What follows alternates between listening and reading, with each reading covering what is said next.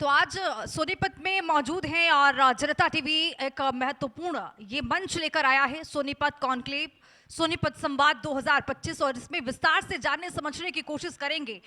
पिछले सत्र में हमने समझा है कि सोनीपत में विकास कैसा हो रहा है, और उससे पहले हमने समझा है कि शिक्षा की गुणवत्ता क्या है, लेकिन अब बात जो है वो स्वास्थ्य व्यवस्थाओं को लेकर करेंगे और जानने समझने की कोशिश करेंगे कि सोनीपत में किस तरह से स्वास्थ्य व्यवस्था है वो आगे बढ़ रहा है।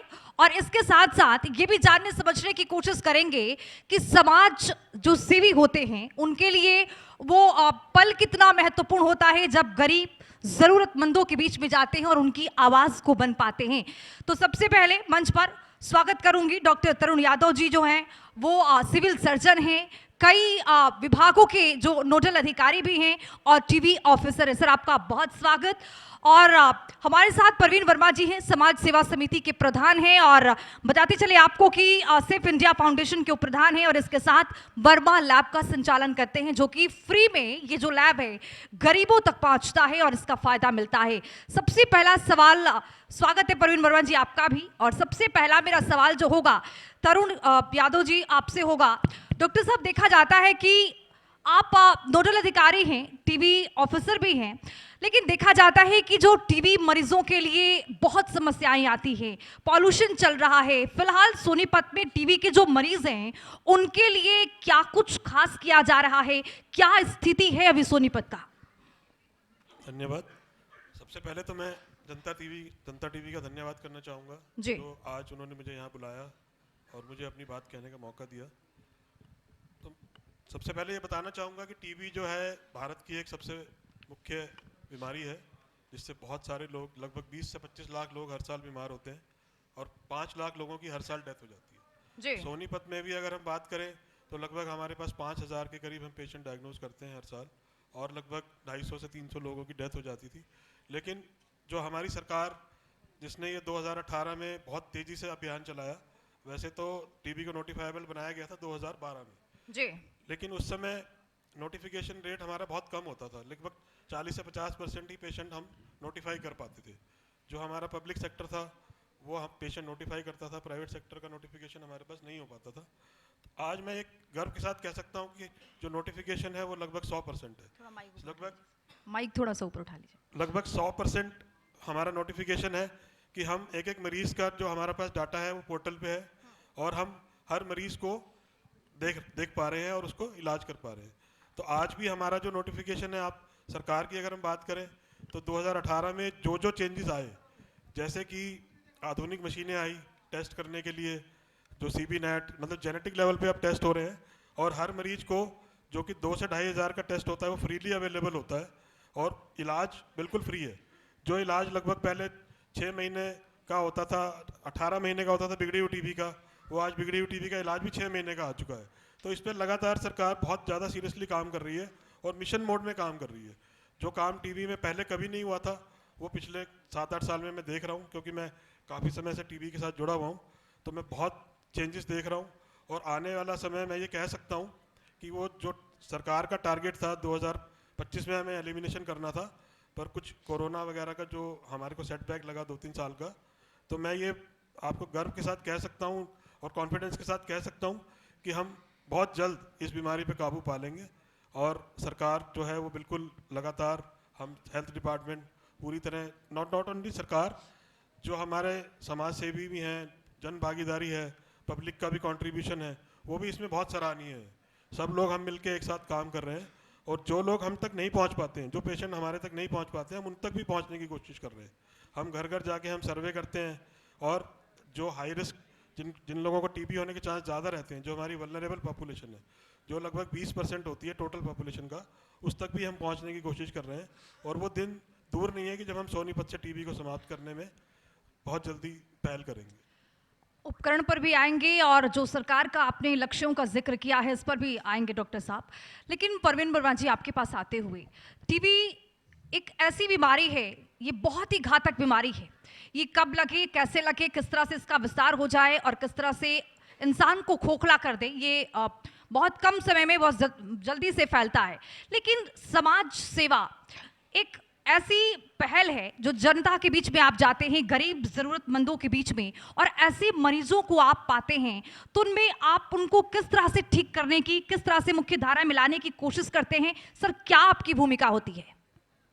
सबसे पहले तो मैं परमपिता परमेश्वर का, माँ बाप का, जिन्होंने ये अपॉर्चुनिटी, और आपके चैनल के माध्यम से आपके चैनल का भी धन्यवाद कि मुझे ये अपॉर्चुनिटी मिली कि मैं इस चैनल माध्यम से सोनीपत संवाद के अंदर पार्टिसिपेट कर पा रहा हूँ। जिस तरीके से आपने अभी डॉक्टर तरुण ने भी बताया आपको, टीबी एक महामारी की तरह पहले फैली हुई थी, लेकिन जिस तरीके से सरकार ने इसके प्रति काम किया है वो वाकई सराहनीय है, इसमें कोई शक नहीं है। टीबी माइकोबैक्टीरियम ट्यूबरकुलोसिस नाम का एक बैक्टीरिया होता है, और ये सिर्फ यही नहीं कि किसी गरीब तबके को ही लगती है बीमारी, है किसी अमीर को भी हो सकती है। टीबी की भ्रांति ये रहती, खांसी होगी तो टीबी होगी, ऐसा ज़रूरी नहीं होता। टीबी आँख पे भी हो सकती है, शरीर के किसी भी अंग में टीबी हो सकती है। जाहिर तौर पर तो जिस तरीके से सरकार ने उसके प्रति काम किया है वो वाकई सराहनीय है।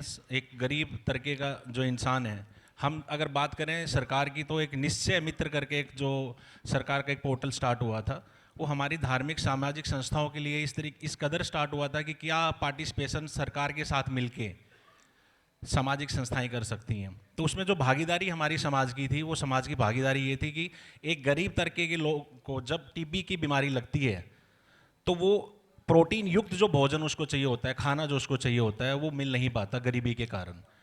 तो सरकार ने इस तरीके से सामाजिक संस्थाओं की जिम्मेवारियां लगाई, और हमारी सोनीपत की अगर मैं बात करूं तो बहुत सी धार्मिक सामाजिक संस्थाओं ने मिलके इन गरीब तबके के लोगों को प्रोटीन युक्त भोजन देने की व्यवस्थाएं की हैं, और उनको अडॉप्ट किया है कि वो उन पेशेंटों का पूरे 6 महीने तक, जब तक इलाज चलेगा, जब तक वो उसका पूरा देखभाल करेंगे, उसके खाने का पीने का हर तरीके का देखभाल रखेंगे, और वो सरकार की तरफ से होता रहा है, और हमेशा सामाजिक संस्थाएं उसके लिए अपनी भागीदारी निभा भी रही हैं।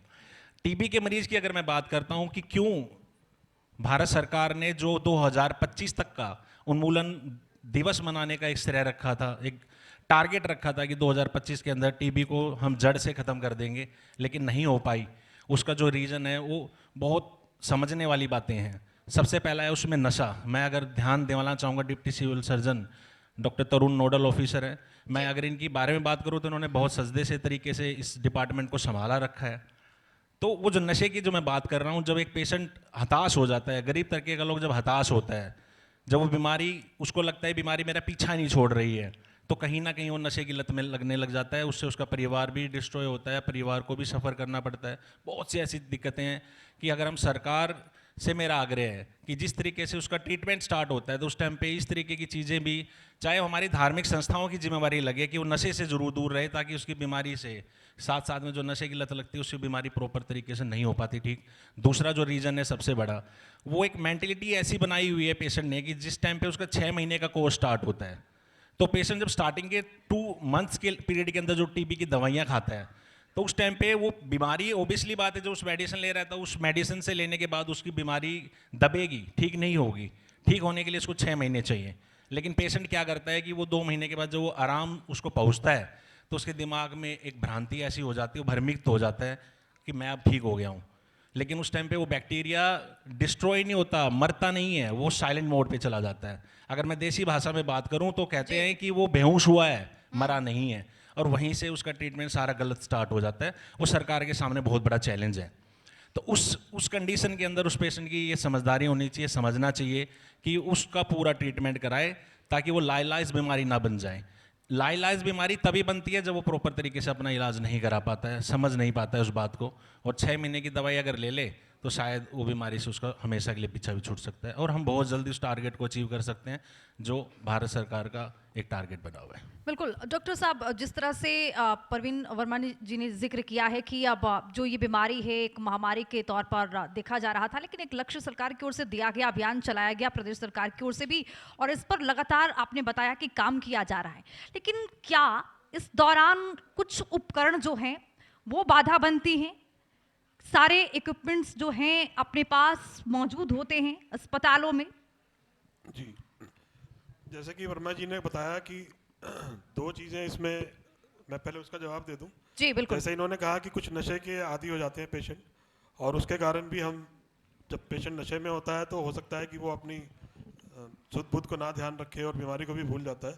तो बिल्कुल सही बात इन्होंने कही कि अगर कोई पेशेंट है जो टीबी का पेशेंट है या कोई भी बीमारी का पेशेंट है और वो किसी भी तरह के नशे में, इवन शराब है या कोई और तरह का नशा है, उसमें चला जाता है तो उसका इलाज काफ़ी डिफ़िकल्ट हो जाता है। लेकिन उसके लिए भी मैं बताना चाहूँगा कि हमारे सिविल हॉस्पिटल में और हरियाणा के बहुत सारे सिविल हॉस्पिटल्स में एक OST सेंटर है जो इस तरह के नशे की भी टेक केयर करता है जी। तो कोई भी पेशेंट अगर नशे की हालत में है तो उसको भी हम डी एडिक्शन की तरह उसका भी इलाज करते हैं। और साथ में वो हमारे टीबी सेंटर के साथ ही जुड़ा हुआ एक OST सेंटर नाम का एक कक्ष है जिसमें हम इस तरह का भी ध्यान रखते हैं। दूसरा इन्होंने बताया कि जो पेशेंट बीच में दवाई छोड़ देते हैं तो उसके लिए भी हमारे पास एक मैकेनिज्म है कि हमारा स्टाफ उसको फॉलो करता है। जब पेशेंट एक, जैसे हमारे डॉट सेंटर है, हमारे 200 से भी ज़्यादा ट्रीटमेंट सेंटर्स हैं सोनीपत में, तो जब भी पेशेंट हमारे पास हफ्ते में दवाई लेने नहीं आता है, अगर एक हफ्ते से ज़्यादा हो गया तो हमारा स्टाफ उसको फ़ोन करता है और फिर अगर वो नहीं मिलता तो उसको विजिट भी करता है घर पे और उसको ट्रीटमेंट पे वापस लाने की कोशिश करता है। लेकिन उसके बावजूद भी हर किसी को ट्रीटमेंट पे लाना संभव नहीं होता है। तो मैं ये बताना चाहूँगा कि सोनीपत में हमारा जो डिफ़ॉल्ट रेट है, जो कि ये माना जाता है कि 5% के करीब होता है ओवरऑल इंडिया में, वो हमारा 5% से भी कम है।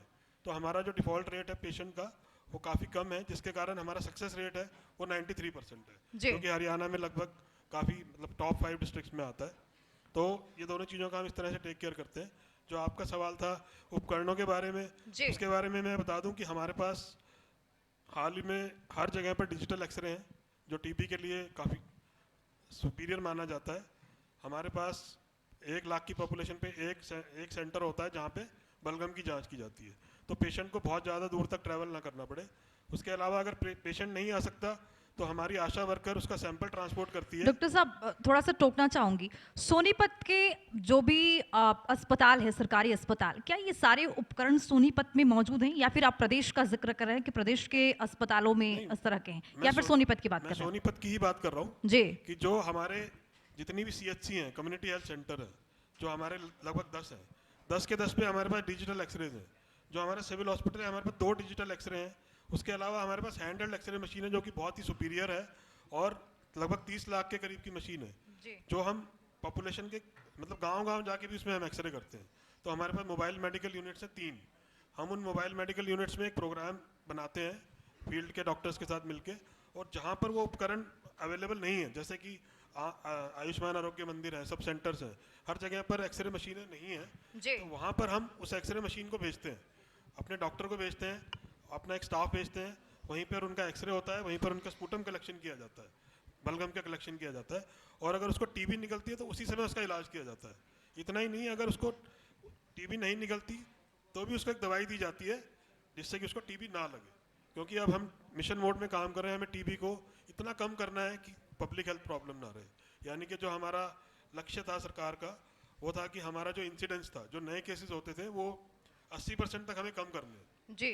तो अब हम मतलब मैं ये तो नहीं कहूँगा कि हम बहुत ज़्यादा अचीव कर चुके हैं, पर हम 20-25% हम अचीव कर चुके हैं। जो रिडक्शन है 20 से 25% हो चुका है, और आने वाला समय इतनी तेज़ी से वो रिडक्शन हो रहा है कि जो हमारा SDG का और WHO का गोल है 2030, उससे कहीं पहले हम इसको ख़त्म करेंगे इंडिया से।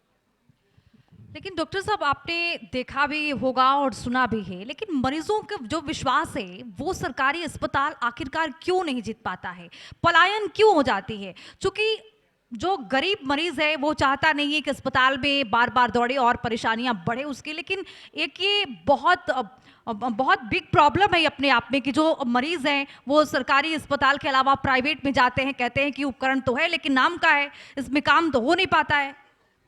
देखिए, अगर टीबी की हम बात करें तो मैं इसमें उल्टा कहूँगा, जितने पेशेंट हमारे पास सरकारी अस्पतालों में है उतने गवर्नमेंट प्राइवेट में नहीं है। अगर आप टीबी के बारे में बात करेंगे तो जो बिगड़ी हुई टीबी का इलाज है वो सिर्फ सरकारी के पास है, प्राइवेट के पास वो इलाज ही नहीं है जी। और अभी जो BPALM रेजीम आया है वो लगभग मतलब सिर्फ 6 महीने में बिगड़ी हुई टीबी का इलाज संभव हो गया है जी। जो कि पहले 24 महीने का होता था।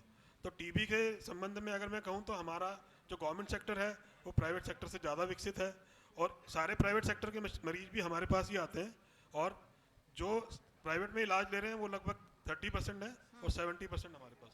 बिल्कुल। प्रवीण वर्मा जी, आप वर्मा जो लैब है उसका संचालन करते हैं, उसकी क्या भूमिका है, किस तरह से आप संचालित करते हैं, गरीब जरूरतमंदों के लिए किस तरह से ये फायदेमंद साबित होता है, इसके बारे में जानकारी। मैम वर्मा पैथोलॉजी लैब 2006 में हमने स्टार्ट की थी और एक्चुअल में गवर्नमेंट जॉब पे था और 2006 में जब मैंने लैब स्टार्ट की थी तब से डे वन से ही जी जितनी भी हमारी धार्मिक संस्थाओं के पदाधिकारियों का बड़े भाइयों का आशीर्वाद रहा है, जी। उनकी ब्लेसिंग्स रही हैं, उनसे मैंने हमेशा जितने भी कैंप्स लगाए हैं उसमें हर तरीके के पेशेंटों की हमने फ्री में जांचें की हैं, उनको उस चीज़ तक पहुंचाया है जिस चीज़ की उनको नीड है, उनके इलाज के लिए जिस चीज़ की नीड है। एक्चुअल में मैं सरकारी तंत्र की अगर बात करूं तो जिस तरीके से डॉक्टर तरुण ने अभी टीबी डिपार्टमेंट के लिए बताया और आपका भी कहने का जो अभिप्राय था यही था कि क्या सरकारी डिपार्टमेंट के अंदर वो सारी अक्षमताएं हैं कि वो प्राइवेट के अंदर पेशेंट मूव ना करे, जाहिर तो तौर मैं ये ज़रूर आपको बताना चाहूँगा कि हमारी पैथोलॉजी लैब सरकारी डिपार्टमेंट के साथ जिस तरीके से अगर कोई इक्विपमेंट की बात आती है, कोई टेक्निकल चीज़ें कहीं भी कोई उपकरण कभी भी ख़राब हो सकता है, अगर कोई दिक्कतें आती है तो हमेशा मेरी पैथोलॉजी लैब सरकारी हॉस्पिटल के जो भी गरीब तबके के पेशेंट्स हैं उनके लिए हमेशा फ्री में उनकी जांच करने के लिए तत्पर रहती है। हमें अच्छा लगता है और हम आगे भी करते रहेंगे। बिल्कुल जोरदार तालियां हो जाए, क्योंकि समाज सेवा एक ऐसी सेवा है जो हर कोई इसको करना तो चाहता है, लेकिन उस धारा पर, उस रफ्तार में उतर नहीं पाता है। और प्रवीण वर्मा जी एक वर्मा लैब का संचालन करते हैं और वहां पर फ्री ऑफ कॉस्ट होता है और जो गरीब जरूरतमंद हैं, जो वंचित लोग हैं, उनके लिए ये लैब है जी। जिस तरीके से मैं साथ साथ ये भी बताना चाहूँगा कि सरकार इस चीज़ पे भी ज़रूर ध्यान दे कि जिस तरीके से पहले पेशेंटों का जो मन था, जो उनकी आत्मा से एक आवाज़ आती थी कि हम सरकारी हॉस्पिटल में जाएं लेकिन हमारा ट्रीटमेंट गलत हो जाएगा, ये जो भ्रांतियाँ थी वो धीरे धीरे अब देखो दूर होती जा रही हैं। मैं अगर टीबी डिपार्टमेंट की बात करूँ स्पेशली तो बिल्कुल डॉक्टर साहब ने बिल्कुल सच बात बोली है, क्योंकि मैं यहाँ पे कम से कम 20 लैबों को रन करता हूँ। अगर मैं अपनी पैथोलॉजी के अंदर पेशेंटों की एवरेज को देखूँ जो हम उनके डायग्नोज के लिए जो टीबी की जांच करते हैं वो हमारे सरकारी अस्पताल में बहुत ज़्यादा है, जो पहले कम थी। तो इस तरीके से मैं सरकार का ये ध्यान जरूर दिलाना चाहता हूँ कि जिस तरीके से गायनी डिपार्टमेंट को, टीबी डिपार्टमेंट को जिस तरीके से आगे लेके आए हैं उस तरीके से हर डिपार्टमेंट पे काम करना चाहिए ताकि लोगों का विश्वास बने। वो बन भी रहा है, ऐसा नहीं है, लेकिन वो उस लेवल पे नहीं बन पा रहा है कि लोगों का हॉस्पिटल के अंदर जाने का मोटिव सोल्व हो जाए। गायनी की अगर मैं बात करता हूं तो एक मीडियम फैमिली से लेकर रिच फैमिली भी आज गायनी की अच्छे डॉक्टरों के पास सिविल हॉस्पिटल में जाना ज़्यादा प्रेफर करते हैं प्राइवेट की अपेक्षा। टीबी की बात करें तो सारे के सारे पेशेंट मूव ही टीबी के डिपार्टमेंट सिविल हॉस्पिटल में होते हैं, प्राइवेट की तरफ नहीं आते जी। और हमारे को भी ये आदेश है सरकार की तरफ से, अगर कोई पेशेंट हमसे जांच कराने आता है, जब वो पेशेंट पॉजिटिव आता है तो उसकी भी सारी हिस्ट्री जांच गवर्नमेंट के सेक्टर के अकॉर्डिंग ही होती है। बिल्कुल। डॉक्टर साहब आपसे ये जानना चाहेंगे, HIV एड्स भी एक बहुत बड़ा प्रॉब्लम है, इसको लेकर समाज में एक कलंक के टाइप पर है, लेकिन इसको लेकर सरकार की ओर से किस तरह से काम किया जा रहा है? स्वास्थ्य क्षेत्र में क्या बदलाव है इसको लेकर, और ऐसी जब घटना सामने आती है तो किस तरह से इलाज मिलता है सरकारी अस्पतालों में? देखिए, आपने बिल्कुल सही टॉपिक शुरू किया है। HIV एड्स एक ऐसी बीमारी है जिसका पहले कोई इलाज नहीं था हमारे पास, और पहले इसके बारे में कोई चर्चा भी नहीं करता था। कोई बात करता था तो लोग शर्माते थे कि ये एक गंदी बीमारी है, या आदमी गंदा है, इसको HIV एड्स हो गई। पर ऐसा नहीं है। बीमारी एक बीमारी है, वो किसी भी तरह से, अब माँ से बच्चे को अगर HIV आ गया है तो उसमें बच्चे का क्या कसूर है, बताइए। अगर किसी को फील्ड में डॉक्टर किसी पेशेंट का इलाज कर रहा है, उसको प्रिक हो गया और उसको HIV एड्स हो गया, किसी को खून चढ़ा उसको HIV एड्स हो गया, तो पहले क्या होता था, लोग कहते थे कि इसके बारे में बात ही नहीं करते थे, शर्माते थे। लेकिन अब जो अवेयरनेस है, आपको मैं बताना चाहूँगा कि उसमें 50% की गिरावट आ गई है इंसिडेंट्स में, यानी नए केसेस में, और डेथ्स में मोर देन 50% की गिरावट आ गई है। तो ये सारा काम सिर्फ अवेयरनेस से हुआ है, और इसमें ऐसा नहीं कि हम अकेले काम करते हैं। जैसा प्रवीण जी ने, वर्मा जी ने बताया कि हमारे साथ सारी संस्थाएं जुड़ी हुई हैं, ये भी हमारे साथ जुड़े हुए हैं।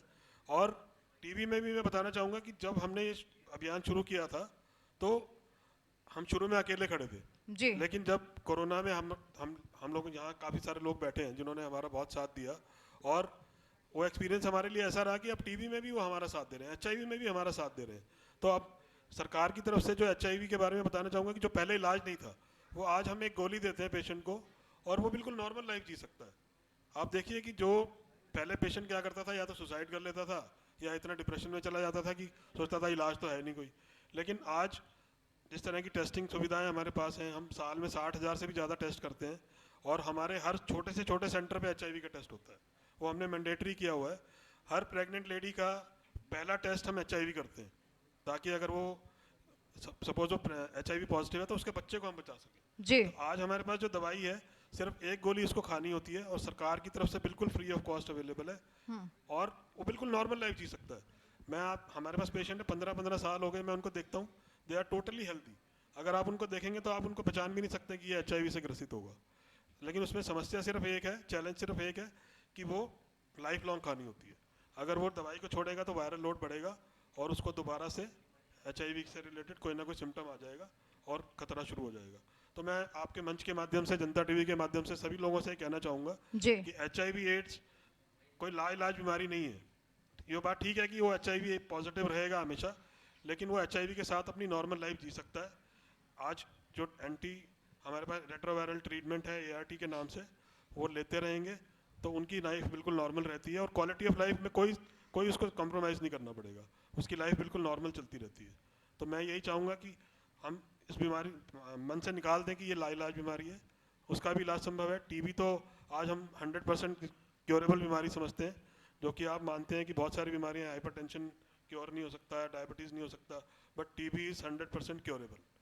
जो पहले होता था कि पेशेंट को TB हो जाती थी तो उसको सैनिटोरियम में छोड़ दिया जाता था मरने के लिए कि इसने तो मरना है, इसको वहाँ रहने दो ताकि और लोगों को ना फैलाए।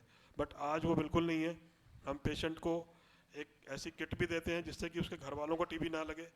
एक ही फैमिली में अगर हस्बैंड को TB है तो हम उसकी वाइफ को भी बचा सकते हैं, उसके बच्चों को भी बचा सकते हैं। तो आज हम इस लेवल पे पहुंच चुके हैं कि हम बीमारियों से बहुत अच्छी तरह से लड़ सकते हैं और सरकार इसके लिए बहुत अच्छे कदम उठा रही है। हर पेशेंट को 1000 रुपया दिया जाता है हर महीने खुराक के लिए। उसके अलावा जैसा प्रवीण जी ने बताया कि जो हमारी जन भागीदारी है उसमें पेशेंट्स को हमारे जो समाज के लोग हैं वो अडॉप्ट करते हैं और उसको प्रोटीन रिच डाइट देते हैं। और मैं बताना चाहूँगा गर्व के साथ कि सोनीपत एक ऐसा शहर है जहाँ पर एक NRI जो सोनीपत के थे, उन्होंने 1060 पेशेंट्स को अडॉप्ट किया जी और अमेरिका में बैठे हुए, और उन्होंने उनके घर तक वो किट पहुंचाई। उसके अलावा हमारे यहाँ पे जो जन सेवा जागृति मंच, इनका सेफ इंडिया फाउंडेशन और भी बहुत सारी संस्थाएं हैं जो हमारे इस लड़ाई में हमारी मदद करती है। और HIV एड्स में भी आपको बताना चाहूँगा कि हरियाणा एक अकेला ऐसा राज्य है जहाँ पर 2250 रुपये हर HIV से पीड़ित व्यक्ति को दिए जाते हैं हर महीने। जी सिर्फ हरियाणा दे रहा है ये। तो आप देखिए कि हरियाणा हेल्थ सर्विसेज में कितना आगे निकल चुका है। वो बात सही है कि जैसा इन्होंने कहा कि आपने भी कहा कि प्राइवेट की तरफ लोगों का ज़्यादा रुझान रहता है। जी तो हम ये मानते हैं कि हमारा हेल्थ सीकिंग बिहेवियर होना चाहिए, चाहे वो इलाज गवर्नमेंट से कराए चाहे प्राइवेट से कराए। मैं ये नहीं कह रहा कि प्राइवेट वाले गलत इलाज कर रहे हैं या हम बहुत अच्छा इलाज कर रहे हैं, but they are also good, we are also good. तो हम लेकिन डॉक्टर साहब एक समस्या ये होती है ना कि जो मरीज हैं, गरीब ज़रूरतमंद हैं, या फिर ये कह लीजिए कि बहुत मिडिल क्लास के लोग हैं, वो सरकारी अस्पताल में जाते हैं तो अच्छी उम्मीद से जाते हैं कि अच्छे इलाज मिले। प्राइवेट में अगर जाएंगे तो एक है कि वो वसूली वहाँ पर होती है, बहुत ज़्यादा पैसे लिए जाते हैं। लेकिन यहाँ पर सरकारी अस्पतालों में ये देखा क्या है कि मरीज दौड़ते अपना मतलब रह जाता है, समस्याएं इतनी आती हैं, अच्छे से इलाज नहीं हो पाता, ये बहुत समस्याएं आती हैं। आपको भी पता होगा डॉक्टर साहब कि किस तरह से चुनौतियों का सामना मरीजों को भी यहाँ पर झेलना पड़ता है। लेकिन इसको कैसे ठीक किया जाए, इस पर क्या विचार होना चाहिए, आप क्या मानते हैं?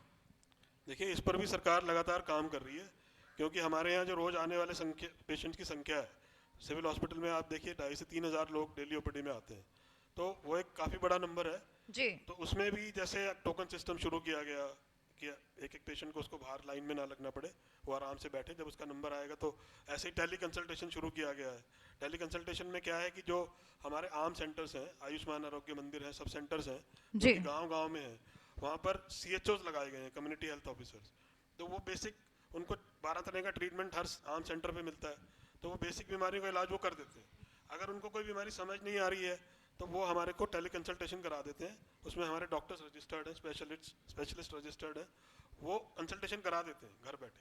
तो इस तरह की जो स्टेप्स हैं सरकार द्वारा लिए जा रहे हैं, और भी सरकार के द्वारा जैसे आयुष्मान भारत योजना है, उसमें आपने देखा होगा कि 50 करोड़ के करीब लोगों का टारगेट था हमारा कि उसमें हम जोड़ेंगे लोगों को, तो 5 लाख तक का इलाज हर गरीब आदमी भी प्राइवेट में करा सकता है। तो ऐसी बहुत सारी चीजें निकल के आ रही हैं, समय बदल रहा है। ठीक है, पुरानी बात नहीं है कि आप पहले जब बैंक आपको अपना 10,000 रुपये निकालना होता था तो आप क्या करते थे? बैंक जाते थे, एक विड्रॉल फॉर्म भरते थे, एक टोकन मिलता था, फिर वहाँ भीड़ लगी रहती थी, जी। तो आपको पूरा दिन उसमें लगाना पड़ता था। उसके बाद एटीएम आया, आप जाओ कार्ड डालो, पैसा निकाल लो। तो ऐसे ही आप देखिए हेल्थ सुविधाएं इस तरह से बढ़ रही हैं और डेली बढ़ रही हैं, हर रोज उसमें कोई ना कोई विस्तार किया जा रहा है। ऐसा नहीं है कि हम, ठीक है प्रॉब्लम्स है, मैं मानता हूँ, कंस्ट्रेंट्स हैं जी। जो जिनके साथ हमें उनको ओवरकम करना होता है, तो हम उनको ओवरकम भी कर पा रहे हैं। और आपके माध्यम से या पब्लिक के माध्यम से हमें जो भी चीज़ें मिलती हैं हम उन चीज़ों को एक्सेप्ट करते हैं। ये नहीं कि अगर हमारे को कोई क्रिटिसाइज़ कर रहा है, कोई मुझे क्रिटिसाइज़ कर रहा है, तो वो शायद मेरा बेनिफिट ही होता है उसमें, ताकि हम पेशेंट को अगली बार बेहतर इलाज दे पाए। सर, तो ये हम उन बहुत चीज़ों अच्छी को बात है और उम्मीद है कि, और जनता उम्मीद भी करती है कि सरकारी अस्पताल हो या व्यवस्थाएं हो वो ठीक हो ताकि उनको ये लाभ मिल पाए। प्रवीण वर्मा जी, जिस तरह से आप सामाजिक संगठन से जुड़े हैं, समाज सेवा करते हैं, लेकिन ये विचार कैसे आया? अधिकतर लोग समाज सेवा के नाम पर बस नाम रहता है, काम उस तरह से हो नहीं पाता है, लेकिन आपका प्रेरणा स्रोत कौन रहा? किस तरह से आप समाज सेवा में आए?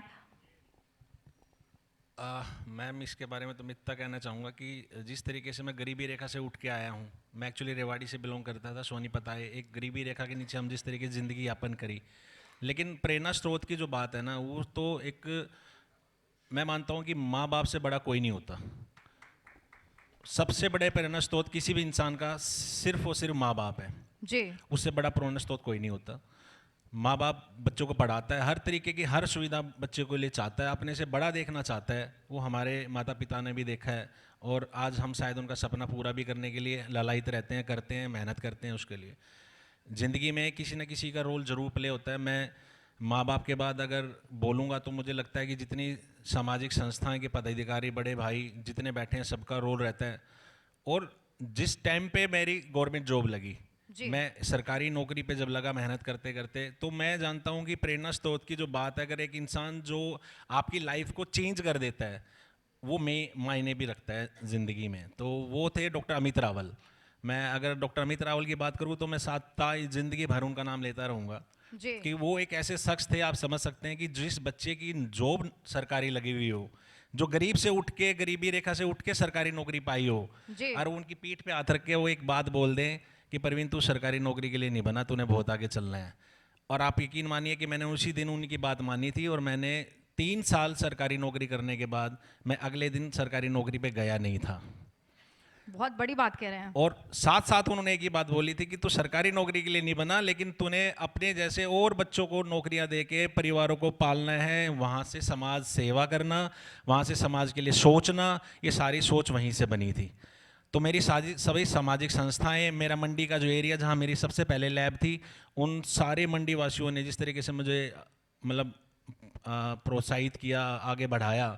संस्थाओं के पदाधिकारी बैठे, बी आर आहूजा जी बैठे, भूटानी भाई बैठे हैं, मेरी मातुल्य सुमन मंजरी जी मैम बैठी है। मतलब मैं हर एक का कैसे रिगार्ड करता हूँ, मैं अपनी लाइफ में हर एक का बहुत रोल प्ले है। बोले डॉक्टर अमित रावल की मैं जहाँ तक बात करता हूँ, तो उन्होंने मेरे जब सिर पे हाथ रखा था तो उन्होंने मुझे बोला था। वो भी बता दीजिए कि जब आप हरिद्वार जाते हैं और कोविड के टाइम से ही जाते हैं, वो भी एक किस्सा जो है वो आपको और भी बड़ा बनाता है यहाँ पर। देखिए मैम, सरकारी मैं तो इतना कहूँगा कि जो सामाजिक सेवा या सामाजिक सेवा सेवक कहलाना, सामाजिक दायित्व का जो शब्द है, वो सिर्फ समाज सेवक का शब्द नहीं है। उस शब्द का बहुत मायने है। वो शब्द उस भावना से प्रेरित है, उस भावना से उसका मायने है कि जो आपको समाज के हर तरीके से काम करने की प्रेरणा देता है, चाहे वो आपका शिक्षा से रिलेटेड हो। अगर मैं शिक्षा से रिलेटेड बात करूं तो मैं सामाजिक संस्थाओं के साथ जिस तरीके से मिलके हम क्या करते हैं कि हमारे जो गरीब बच्चे होते हैं, हमारे आसपास में जो हमारे साथ जो भाई हैं, उन सब की जो बच्चे पढ़ के किताबें उनकी इकट्ठी होती हैं, उन गरीब बच्चों को किताबें इकट्ठी करते हैं, उन बच्चों को शिक्षा में मुहैया कराने के लिए महंगी से महंगी किताबें अपने सर्कल से उठा के उन बच्चों को प्रोवाइड करते हैं ताकि उनकी शिक्षा के अंदर किसी चीज़ की कमी ना रहे। दूसरी चीज़ आती है हमारी स्वास्थ्य। स्वास्थ्य के लिए हम जिस तरीके से काम करते हैं, सभी स्वास्थ्य के लिए हमारी सामाजिक संस्थाएं हम करते हैं। गरीबों की सेवा करना, उनके स्वास्थ्य का ध्यान रखना, उनको अगर उनका इलाज, मैं अगर 5 दिन पहले की बात करूं तो एक बच्चे का जो था एक एक्सीडेंट हुआ था, वो सोनीपत से बिलोंग करता था। प्राइवेट हॉस्पिटल के अंदर ऐसा नहीं था कि उसका इलाज हो पाता, अगर हो पाता तो बहुत महंगा खर्चा था। उसको मैं रोहतक पीजीआई लेके गया। मेरे यहाँ के डॉक्टरों ने, जिनकी जानकारी थी, उन्होंने वहाँ पे फ़ोन भी किया, जो HOD थे वहाँ पे, वो बच्चे की जान बच पाई। तो इस तरीके से सामाजिक संस्थाएं स्वास्थ्य में किस तरीके से पार्टिसिपेट करती हैं, ये मतलब इनसे सीखने को मिलता है। दूसरा आता है पर्यावरण। अगर जी। हम अपने वातावरण को आज प्रदूषण हर जगह प्रदूषण का एक खौफ बैठा हुआ है, उसके लिए सामने पवन भाई जैसे बैठे हैं, मैं अगर इनकी क्या व्याख्या करूं कि कितना ये मतलब पर्यावरण के लिए काम करते हैं, लाखों पेड़ पौधे लगाते हैं। इसी तरीके से न्याय प्रणाली है, कोई भी है, समाज का कोई भी वर्ग है, उसके लिए जो काम करने की भावना होती है वो समाज का बहुत बड़ा स्रोत है सीखने का, सिखाने का। बहुत बड़ी बात कह रहे हैं। और डॉक्टर साहब, आपसे मेरा अंतिम सवाल ये रहेगा कि जिस तरह से पॉल्यूशन बढ़ रहा है, ये किसी भी मरीज के लिए बहुत ही खतरनाक है। और दूसरा सवाल मेरा ये कि जिस तरह से नशा मुक्ति अभियान प्रदेश सरकार की ओर से चलाया गया, इस पे कितनी सफलता मिलती हुई? चूंकि नशा मुक्त अभियान जो चलाया गया है वो ये कहा गया कि ओएसडी को लेकर भी आप एक रोल प्ले अदा करते हैं, चूंकि नोडल अधिकारी हैं उसके आप, और यहाँ पर क्या भूमिका उसकी रही नशा से दूर रखने के लिए युवाओं के लिए सरकारी अस्पताल में क्या कुछ किया जाता है और किस तरह से उनकी ट्रीटमेंट होती है? देखिए, पोल्यूशन की अगर हम बात करें तो हम सभी जानते हैं कि दिल्ली एनसीआर में इतना पोल्यूशन है, जो AQI लेवल है वो 400 से ऊपर जा चुका है। और 400 से ऊपर जाने का मतलब ये नहीं है कि हम उसको सिर्फ फिगर की तरह देख रहे हैं कि 400 हो गया, बट 400 के ऊपर जाता है तो इट्स रियली सीरियस। यानी कि जिसको भी प्रॉब्लम नहीं है उसको भी प्रॉब्लम हो सकती है, हर किसी को प्रॉब्लम हो सकती है। जब वो 200 के ऊपर होता है तो जिसको प्रॉब्लम है, जैसे किसी को पहले सांस की बीमारी है या अस्थमा है, तो उसी को प्रॉब्लम होगी। लेकिन जब 400 के ऊपर जाता है तो हर किसी को प्रॉब्लम होनी शुरू हो सकती है। तो आप देख रहे होंगे कि गले में खराश रहना, छोटी हर तरह की ये गले की प्रॉब्लम, खांसी की प्रॉब्लम, ये बहुत कॉमन होती जा रही हैं और एक बार हो जाए तो ठीक नहीं होती। तो इसका इलाज क्या है? हमारे पास वही है कि हम ज़्यादातर घर पे रहें, जब हमारे को ज़रूरी हो तभी बाहर निकलें, और जैसा कि वर्मा जी ने बताया कि भाई साहब बैठे हैं, जो काफ़ी सारे पेड़ लगाएं, हम उसको आसपास आग ना जलाएं, धुआं ना जलाएं, पराली ना जलाएं। तो ये कुछ चीज़ें हैं जो हम कर सकते हैं, बट कई बार चीज़ें हमारे हाथ से बाहर हो जाती हैं, फिर भी पोल्यूशन होता है। तो हम इसको कंट्रोल करने में कई बार सक्षम नहीं रहते हैं। तो कम से कम जब हम बाहर निकलें तो हम मास्क पहनकर बाहर निकलें, और कोशिश करें कि डबल लेयर मास्क पहनकर बाहर निकलें, तो हम कुछ हद तक इससे बच सकते हैं। रही बात नशे मुक्ति की, तो बताना चाहूँगा कि सिविल हॉस्पिटल में हमारे पास एक नशा मुक्ति सेंटर है, एक OSD सेंटर है, जहाँ पे हम पेशेंट्स को एडमिट करके उनको डिटॉक्स करके उनका ट्रीटमेंट कर सकते हैं। और जितने भी प्रदेश में सेंटर्स चल रहे थे जो नशा मुक्ति सेंटर्स थे, वो क्या करते थे, एक जेल की तरह थे। पेशेंट से काम कराते थे, उनसे सारा दिन काम कराते थे, उनको पैसा भी लेते थे, पीटते भी थे, उनकी हड्डियाँ भी तोड़ देते थे। हमारे पास शिकायतें आती थी, तो डिप्टी कमिश्नर सर की अध्यक्षता में हर महीने हम उन सेंटर्स का निरीक्षण करते रहे। और बताना चाहूँगा कि सोनीपत में लगभग 20 सेंटर ऐसे थे जो हमने बंद कराए, जो कि इस तरह से इलाज कर रहे थे, उनको हमने बंद करा दिया। और जो अब ऑथेंटिक सेंटर्स हैं, सिर्फ 4 से 5 ऐसे सेंटर हैं जो अब चल रहे हैं, जिसमें एक सिविल हॉस्पिटल भी है और एक मेडिकल कॉलेज में है। तो नशा मुक्ति पे भी काफ़ी काम हो रहा है सरकार में। और मैं आपको ये भी विश्वास दिलाना चाहूँगा कि जैसे हम टीबी पे विजय पाएंगे, ऐसे ही हम जल्दी नशे पर भी विजय पा सकते हैं। इसका इलाज भी संभव है। ऐसा नहीं है कि कोई, पहले क्या होता था कि जिसको जो नशे की लत लग गई, उसके घर वाले भी छोड़ के उसको सेंटर में छोड़ देते थे कि आप जाओ, इसका कुछ नहीं हो सकता। लेकिन वो भी एक बीमारी है, हम उसको एक बीमारी की तरह देखते हैं और उसको इजीली ट्रीट किया जा सकता है। हमारे OSD सेंटर में, सिविल हॉस्पिटल में लगभग 250 से 300 लोग ऐसे हैं जो बिल्कुल नशा छोड़ के अपनी डेली रूटीन में आ चुके हैं और अपनी रोजी रोटी कमा रहे हैं, अपने घर को भी संभाल रहे हैं। तो ये इसका भी इलाज पूरी तरह संभव है और हम इस पर भी विजय पा सकते हैं। ठीक है। परवीन वर्मा जी, 2 लाइन, समय की कमी है। नशा को लेकर जिस तरह से अभियान चलाया जा रहा है, कितनी उसमें सफलता मिल रही है और क्या अपेक्षा करते हैं सरकार से? देखिए मैम, हमारे समाज के सामने नशा मुक्ति के लिए बहुत बड़ा एक अभियान चलाने की हमने एक प्रयास संस्था हमारे यहाँ पे स्टार्ट की गई थी। लेकिन कुछ चीज़ें किताबों में रह जाती हैं, कुछ चीज़ें बन के रह जाती हैं, उसके पीछे काम नहीं हो पाता। ये बहुत बड़ी भ्रांति है जी। मैं अगर समाज के लिए बात करना चाहूँ तो नशा हमारे आज यंग जनरेशन के लिए एक ऐसा जहर है जो बच्चों को, उस परिवार को भी तबाह कर देता है। तो नशे से बचने के लिए तो हर तरीके से माँ बाप को अवेयर होना ही चाहिए, अपने बच्चों को बचा के रखना चाहिए। बच्चों की भी अपनी रिस्पॉन्सिबिलिटी बनती है अपने परिवार के लिए कि वो जिस तरीके से नशा परोसा जाता है उस चीज़ से बच के रहें। जिस तरीके से आपने अभी बात की थी पोल्यूशन की, तो मैं पोल्यूशन के लिए जरूर 2 शब्द जरूर बोलना चाहूँगा। 2 बीमारियाँ ऐसी हैं जो, एक पोल्यूशन जो आज से 10 साल पहले अगर हम पीछे जाके देखें तो किसी को सुनने को भी नहीं मिलता था। एक कैंसर जो अगर आज 10 साल पहले जा पीछे मुड़ के देखे तो सुनने को भी नहीं मिलता था, आज पोल्यूशन बहुत बड़ी महामारी की तरह फैला हुआ है। कैंसर हर दूसरे तीसरे घर के अंदर कैंसर का एक पेशेंट है। ये चीज़ें कहाँ से आ रही हैं? तो इस चीज़ पे ज़रूर ध्यान देना चाहिए। तो मैं तो आपके चैनल से माध्यम से यही कहूँगा कि खान पान, अपने स्वास्थ्य का ध्यान रखना इन चीज़ों के लिए बहुत ज़रूरी है कि आप इस तरीके की बीमारियों से बच सकते हैं। पोल्यूशन की जहाँ तक मैं बात करूँ, जिस घर के अंदर, एक परिवार के अंदर, एक पड़ोस के अंदर, एक नगर के अंदर 4 गाड़ियाँ होती थी, आज वहाँ पे 40 गाड़ियाँ खड़ी होती हैं। तो मतलब आप समझ रहे हो कि मैं जिस तरफ इशारा कर रहा हूँ, ये जो सुविधाओं का लालच इंसान को पड़ा हुआ है, ये कहीं ना कहीं तो दिक्कत कर ही रहा है। बिल्कुल, बहुत बहुत शुक्रिया आप दोनों का। Thank you so बहुत much. बहुत शुक्रिया।